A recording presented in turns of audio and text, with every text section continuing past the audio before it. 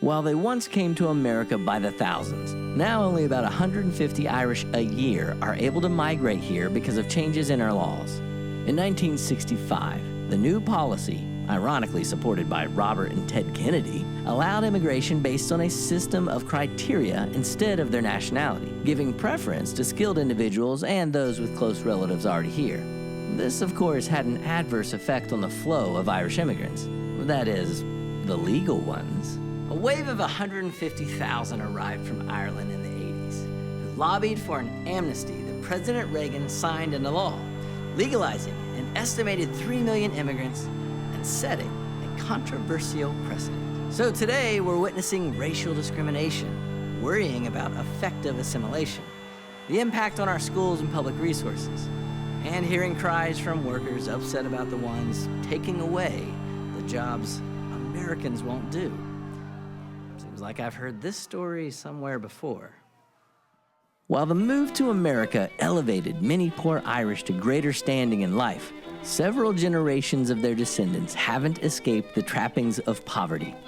Appalachia, mostly settled by the Ulster Irish, lags behind the rest of the nation in socioeconomic progress. Despite millions of dollars in aid pumped into the multi-state region, it continues to decline due to lack of access, lack of opportunity, and an abundance of substance abuse well detailed in the bestseller Hillbilly Elegy. These are problems that have followed folks out of Appalachia and into communities where previous generations migrated to find work. Some blame conditions, others the culture.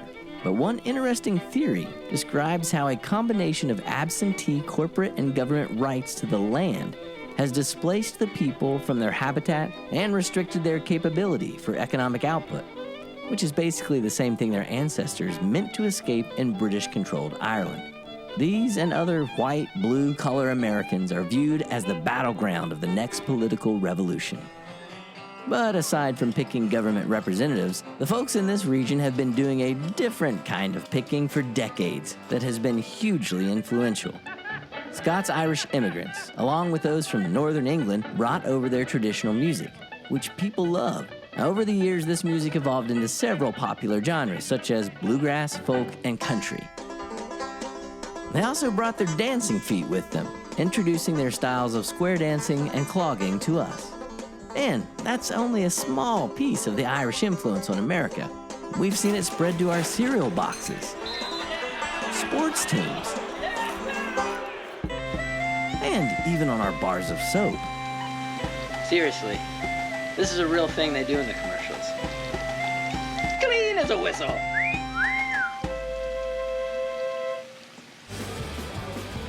And of course, everyone's favorite Irish holiday, St. Patrick's Day.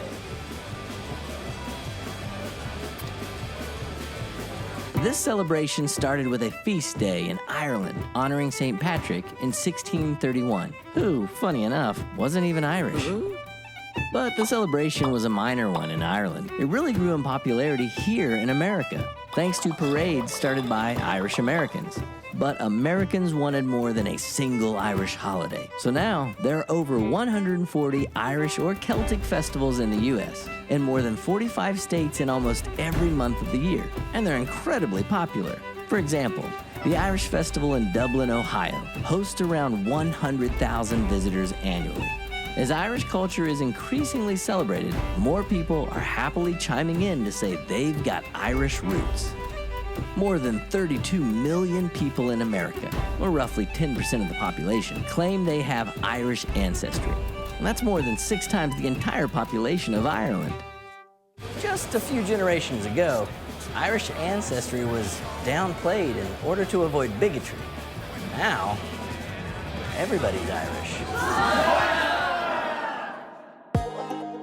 This video is inspired by our PBS series, Reconnecting Roots. Visit reconnectingroots.com to watch the full episodes or to check out our music and podcast. Give us a thumbs up and subscribe so we can keep making more. Thanks for watching.